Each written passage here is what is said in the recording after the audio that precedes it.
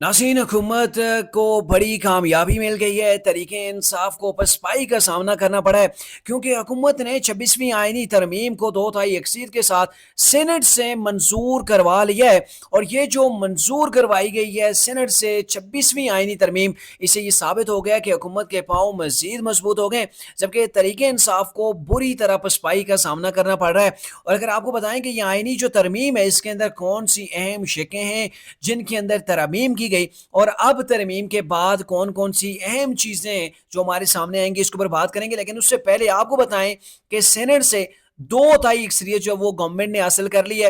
हुकूमत के पास जो वोट थे वो 58 थे, जबकि JUI ने 5 वोट दिए और BNP मैंगल के पास 2 वोट थे। दोनों के दोनों जो है वो गवर्नमेंट को मिले, इस तरमीम के हक के अंदर गए। यानी कि तरीके इंसाफ के लोगों के हवाले से जो क्लेम किया जा रहा था कि उनको उठाया जा रहा है, उनको अगवा किया जा रहा है, उनको वोट जो है वो देने के ऊपर मजबूर किया जाएगा, तो गवर्नमेंट को उन लोगों की यानी कि तरीके इंसाफ के लोगों की सेनेट के अंदर जरूरत नहीं पड़ी। अब बात करते हैं जी कौन कौन सी अहम तरमीम की गई हैं।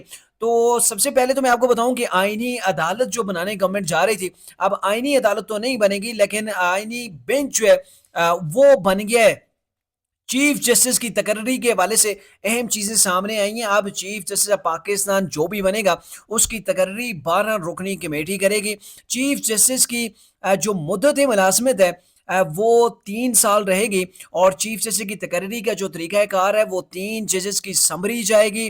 12 रुकनी कमेटी जो समरी भेजेगी प्राइम मिनिस्टर ऑफ पाकिस्तान के पास, और फिर प्राइम मिनिस्टर ऑफ पाकिस्तान जो है वो उनमें से किसी एक को जो है वो अपॉइंट करेंगे।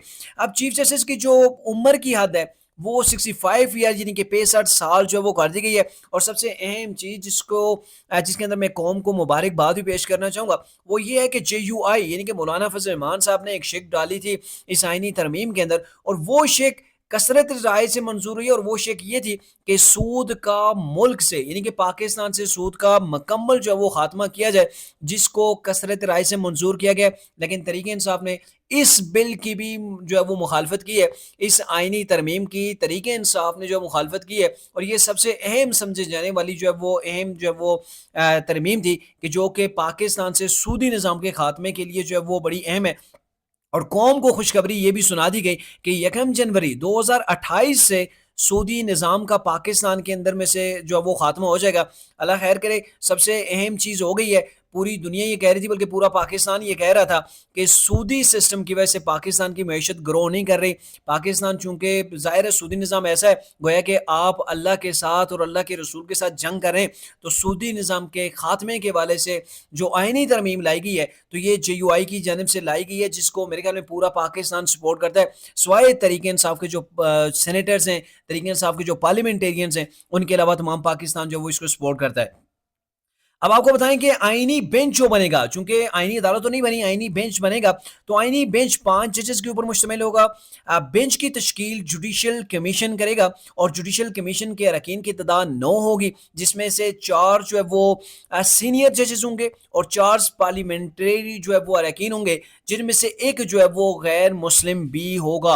अब आते हैं जी सो मोटो के हवाले से। सो मोटो और सदारती जो रेफरेंस है उनकी समात यही जो है वो आईनी बेंच किया करेगा, जिस बेंच की जो रुकन होंगे वो 5 रुकनी ये बेंच होगा।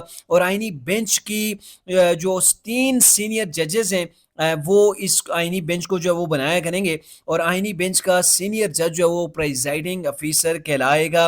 हाई कोर्ट को सो मोटो का जो इख्तियार था वो हाई कोर्ट से वापस ले लिया है, यानी कि अब सुप्रीम कोर्ट ही जो वो सो मोटो ले सकती है। और सो मोटो भी कौन लेगा कि ये आईनी अदालत लेगी। अब जितने भी सियासी आईनी मामलात होंगे जो पार्लियामेंट से निकल के जाएंगे, जो सेनेट से निकल के जाएंगे, जो इलेक्शंस के मामलात होंगे, तो ऐसे तमाम मामलात जो है वो सुप्रीम कोर्ट के अंदर एक आईनी बेंच होगा, वो इन तमाम चीज़ों को देखेगा। तो बेसिकली ये हुकूमत की एक बहुत बड़ी कामयाबी है कि 2/3 मेजॉरिटी हासिल कर लिया। तरीके इंसाफ को हर तरफ से पसपाई का सामना है। ना तो तरीके इंसाफ जो है वो इमरान को रिलीज करवा पाई है, ना तो तरीके इंसाफ इस आईनी तरमीम को रुकवा सकी है, और ना ही तरीके इंसाफ के साथ कोई بھی اس وقت جو اپوزیشن میں سے گورنمنٹ میں سے کوئی بھی جو ہے وہ تحریک انصاف کے ساتھ کھڑا نہیں ہے، اور اب تو تحریک انصاف کی جو اسٹریٹجی تھی، جو احتجاج تھے، پروٹیسٹ تھے، جو دھرنے تھے، لانگ مارچ تھے، یہ تمام کے تمام بری طرح فیل ہو گئے، اور ان کی گواہی عمران خان صاحب نے خود گزشتہ روز جیل کے اندر دی تھی